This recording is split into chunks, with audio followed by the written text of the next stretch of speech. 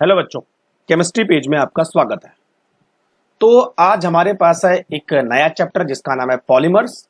तो बच्चों, हम पॉलीमर्स का NEET previous year paper solution करेंगे।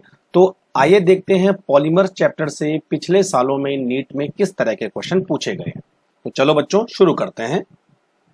तो सबसे पहले 2019 में क्वेश्चन आया है, यहां पर पूछा है द बायोडिग्रेडेबल पॉलीमर इज, यानी ऐसा पॉलीमर जो बायोकम्पेटिबल है, आसानी से डिग्रेड हो जाता है। तो बच्चों यहां पर एग्जांपल हमारे पास है A, nylon 2 nylon 6 is a biodegradable polymer. और बच्चों नाइलॉन 2 नाइलॉन 6 किससे मिलकर बना होता है, आपको मालूम होना चाहिए।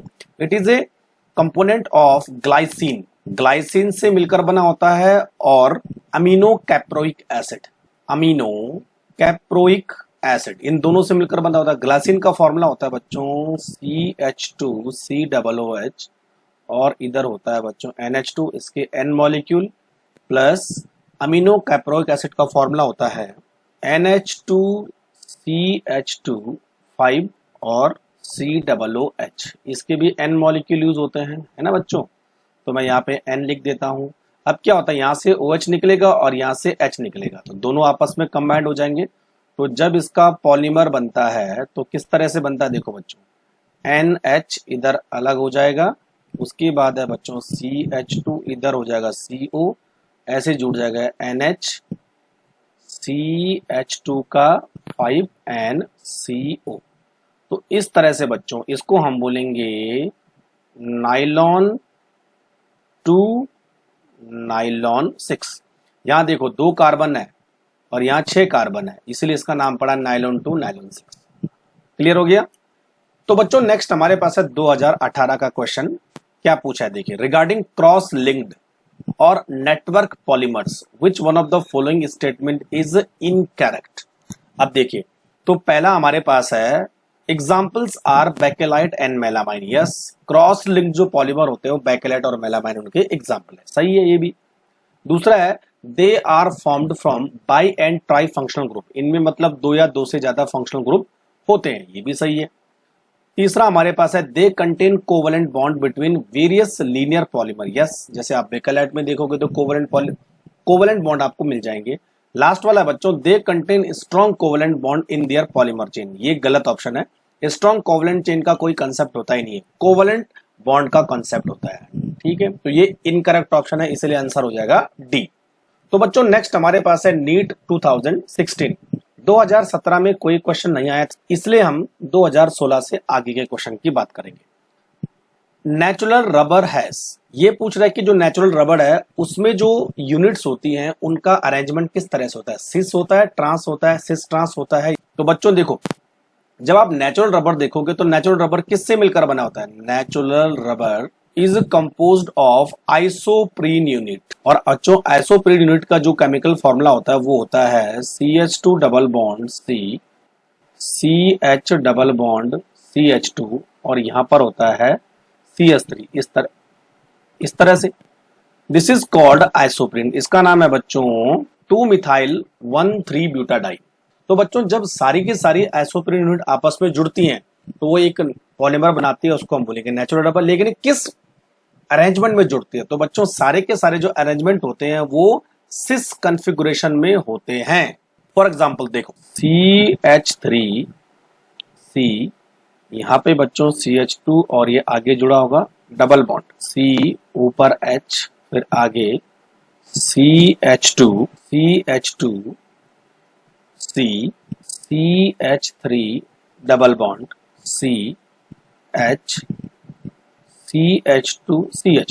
तो बच्चों इस तरह से इनका अरेंजमेंट होता है। तो देखिए यहां पर डबल बॉन्ड के दोनों तरफ बड़े ग्रुप आ रहे हैं, एक साइड बड़े ग्रुप है, एक साइड दोनों छोटे ग्रुप है। देखो यहां पर भी सिस कॉन्फ़िगरेशन है, यहां पर ये बड़ा ग्रुप नीचे, ये भी नीचे। तो नेचुरल रबर में जो आइसोप्रीन यूनिट होती है वो सिस कॉन्फ़िगरेशन में ऐड होके पॉलीमर बनाती है। अच्छा बच्चों ट्रांस कॉन्फ़िगरेशन में होता है, लेकिन वो सिंथेटिक रबर में होता है, वो नेचुरल रबर में नहीं होता। तो आंसर हो जाएगा डी। नेक्स्ट हमारे पास है क्वेश्चन नंबर 2। पूछा है विच one of the following structure is represent by nylon 6 polymer. Nylon 6 बहुत फेमस पॉलीमर है, कई बार इससे क्वेश्चन आते हैं। तो बच्चों नायलॉन 6 इसमें सबसे पहले आपको ढूंढना है कौन सी बॉन्डिंग होती है, इसमें अमाइड लिंकेज होती है। तो कहीं दिख रहा है एमाइड लिंकेज आपको, देखो ये वाला लिंकेज है एमाइड लिंकेज, इसका मतलब ये हमारा आंसर हो गया। तो बच्चों हमारे पास जो नायलॉन 66 है वो किससे मिलकर बना होता है, देखो nylon 66 it is composed of adipic acid plus hexamethylene diamine. अभी आगे आएगा, हर किसी पॉलीमर का आपको मोनोमर याद रखना है। तो एडिपिक एसिड का फॉर्मूला होता है बच्चों CH2 का होल 4 और दोनों तरफ COOH, और हेक्सामिथाइलिन डाइअमीन का फॉर्मूला होता है हेक्सामिथाइलिन मतलब मिथाइल ग्रुप कितने हैं 6 है, और डाइअमीन मतलब NH2 NH2 है ना। तो ये इसके मोनोमर होते हैं। तो बच्चों जब आप इन दोनों को आपस में पॉलीमराइजेशन करवाओगे तो यहां से OH निकलेगा, यहां से H निकलेगा, है ना। तो एक अमाइड लिंकेज यहाँ पे बन जाएगी इस तरह से, और बाकी एज सच जुड़ जाएगा CH NH इस तरह से, और यहाँ पे जुड़ेगा बच्चों CH2 4 और आगे जुड़ेगा C डबल बॉन्ड O। तो इस तरह से हमारा नाइलॉन 66 बन जाएगा, वो आपको साफ दिख रहा है इसमें। तो आंसर हो जाएगा डी। तीसरा, biodegradable polymer which can be produce from glycine and amino caproic acid. इसका जवाब मैंने अभी 2019 के पहले क्वेश्चन में दिया था। ग्लाइसिन और अमीनो कैप्रोइक एसिड के जुड़ने से कौन सा पॉलीमर बनता है, नायलॉन टू नायलॉन 6, है ना। और अभी इसका स्ट्रक्चर मैंने बताया तो वहां से आप कॉपी कर लेना। तो nylon two nylon 6 will be the answer. 4, caprolactam is used for the manufacture of. तो बच्चों कैप्रोलैक्टम जो है नायलॉन 6 को बनाने के काम आता है। अब देखिए कैसे, कैप्रोलैक्टम में इस तरह का एक मॉलिक्यूल होता है, दिस इज कैप्रोलैक्टम। अच्छा इसमें कितने कार्बन है, 1 2 3 4 5 6, 6 कार्बन होंगे, इसीलिए इसका नाम पड़ा नायलॉन 6। और जब बच्चों इसको हम हीट करते हैं तो क्या हो जाता है, ये कुछ इस तरह बन जाता है, देखो C डबल बॉन्ड O ये अलग हो जाएगा, और इधर आ जाएगा CH2 5 और इधर आ जाएगा NH। तो दिस इज कॉल्ड नायलॉन 6। अच्छा 6 क्यों, क्योंकि उसमें टोटल कार्बन है 6 कार्बन है। अगर बच्चों नायलॉन 6 होता है मतलब उसमें टोटल कितने कार्बन होते हैं, 12 कार्बन होते हैं। तो इससे भी आप प्रेडिक्ट कर सकते हो। नेक्स्ट हमारे पास है question number 5, which one of the following organic compound polymerise to form polyester Dacron. अच्छा डेक्रॉन बनाना है, डेक्रॉन का कोई और नाम आपको याद है, Dacron, Dacron is also called Terylene. और टेरिलिन बच्चों किससे मिलकर बना होता है, टेरिलिन 2 कंपोनेंट से मिलकर बना होता है। एक होता है टरथैलिक एसिड, टरथैलिक एसिड, और दूसरा होता है इथाइलिन ग्लाइकॉल, इथाइलिन ग्लाइकॉल, ठीक। अच्छा टरथैलिक एसिड का फॉर्मूला कैसे होता है, देखो टरथैलिक एसिड का मतलब बेंजीन रिंग पे दोनों कार्बोक्सिलिक एसिड कौन सी पोजीशन पर रहेंगे, पैरा पोजीशन पर रहेंगे, और इथाइलिन ग्लाइकॉल में OH CH2OH, है ना। तो बच्चों इसके भी N मॉलिक्यूल, इसके भी N मॉलिक्यूल आप लोगे तो यहां से निकलेगा OH और यहां से निकलेगा H। तो ये किस तरह से हो जाएगा, देखिए ये कुछ इस तरह से हो जाएगा, C डबल बॉन्ड O और आगे आ जाएगा CH2 इधर भी O, है ना, और यहां हो जाएगा बच्चों C डबल बॉन्ड O जिसको हम बोलते हैं टेरिलिन।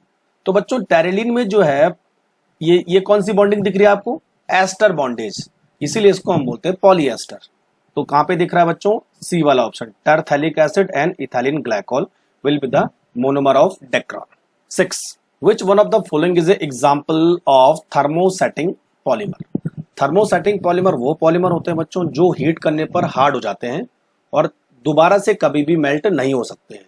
जैसे आपने देखा होगा जो हमारे यूटेंसिल होते हैं उनके जो हैंडल होते हैं वो थर्मोसेटिंग प्लास्टिक के बने होते हैं, तो हाई टेम्परेचर पर कभी भी ये मेल्ट नहीं होते।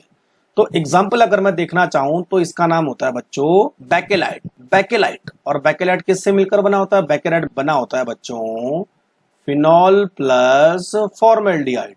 तो कहीं दिख रहा है ऐसा कुछ, ये डी वाला, ये फिनॉल है और ये फॉर्मेल्डिहाइड है, तो फिनॉल फॉर्मेल्डिहाइड के पॉलीमर को हम बोलेंगे बैकेलाइट, और ये एक तरह का थर्मोसेटिंग पॉलीमर होता है। क्वेश्चन नंबर 7 पूछा है which is the monomer of neoprene. Neoprene सुना होगा आपने, neoprene is a monomer of synthetic rubber. तो synthetic rubber neoprene, natural rubber isoprene. तो बच्चों देखो सी वाला जो है नियोप्रीन है, यहाँ पे देखो क्लोरीन ऐड हो गया है CH3 की जगह में, तो ये जो बी वाला है ये हमारे पास नेचुरल रबर यानी आइसोप्रीन है, और ये जो सी वाला है ये है नियोप्रीन। इसको हम क्लोरोप्रीन भी बोलते हैं कई बार, नियोप्रीन, और इसका एक्चुअल नेम है 2-chloro-1,3-ब्यूटाडाइन। और इसी के मिलने से हमें कौन सा रबर मिलता है? सिंथेटिक रबर मिलता है। तो आंसर हो गया बच्चों सी। नेक्स्ट हमारे पास है question number 8, nylon. Nylon is a example of polyamide. अभी मैंने आपको नाइलॉन का एक एग्जांपल बताया था, नाइलॉन 66। तो बच्चों नाइलॉन 66 में कौन सा फंक्शनल ग्रुप होता है? CONH, और CONH को हम क्या बोलेंगे? एमाइड। तो कई सारे एमाइड ग्रुप लगे होते हैं, उसको हम बोलेंगे पॉलीएमाइड। तो आंसर हो जाएगा सी। 9, विच one of the following is not a condensation polymer. दो तरह के पॉलीमर होते हैं, कंडेंसेशन पॉलीमर, एडिशन पॉलीमर। तो बच्चों एडिशन वहां होता है जहां डबल बॉन्ड होता है, और कंडेंसेशन वहां होता है जहां कोई फंक्शनल ग्रुप होता है और फंक्शनल ग्रुप आपस में रिएक्ट करके कुछ छोटे मॉलिक्यूल जैसे HCN, NH3, H2O, इन छोटे मॉलिक्यूल को निकाल के आपस में पॉलीमराइज बनाते हैं। तो वो कंडेंसेशन पॉलीमर हुआ। लेकिन एडिशन पॉलीमर में क्या होता है? डबल बॉन्ड आपस में कई सारी यूनिट कनेक्ट हो जाती है। तो बच्चों देखो यहाँ पर है नियोप्रीन, अभी आपने पढ़ा होगा नियोप्रीन, जिसको हमने क्लोरोप्रीन बोला था। CH2 डबल बॉन्ड C, नीचे Cl और CH double bond CH2, this is called neoprene. Neoprene क्या बनाने के काम आता है? सिंथेटिक रबर बनाने के काम आता है। तो इसमें बच्चों कभी भी कोई ग्रुप निकलता नहीं है, सारे ग्रुप ऐड हो जाते हैं क्योंकि इसमें डबल बॉन्ड है। तो डबल बॉन्ड वाले कंपाउंड हमेशा कैसे होंगे? Addition polymer. बाकी इन सब में जो है कंडेंसेशन पॉलीमराइजेशन होता है। तो आंसर हो जाएगा D. 10, which one of the following statement is false. False पे आप मार्क करो। Artificial silk is derived from the cellulose, ये ठीक है। Nylon 6 is example of elastomer, ये गलत है बच्चों। और हमारा B, nylon 6 is a type of fibre, ये फाइबर का एग्जांपल है, ये इलास्टोमर का एग्जांपल नहीं है। नाइलॉन 6 के जो मॉलिक्यूल होते हैं वो हाइड्रोजन बॉन्डिंग के थ्रू आपस में कनेक्ट होते हैं। तो आंसर हो जाएगा बी। अब देखो सी भी देख लो, the repeating unit of natural rubber is isoprene, ये भी ठीक है। और लास्ट वाला both starch and cellulose are polymer of glucose, ये भी ठीक है। तो आंसर हो जाएगा B. 11, of the following which one is classified as polyester polymer. तो अभी मैंने आपको पॉलीएस्टर का एग्जांपल बताया, कौन सा था बच्चों? टेरिलीन या डेक्रोन। डेक्रोन में किस तरह के बॉन्डिंग होती है? एस्टर बॉन्डिंग होती है, इस तरह की, इसलिए इसको हम बोल देंगे पॉलीएस्टर पॉलीमर। नेक्स्ट हमारे पास है क्वेश्चन नंबर 12, पूछा है विच one of the following structure represent neoprene polymer.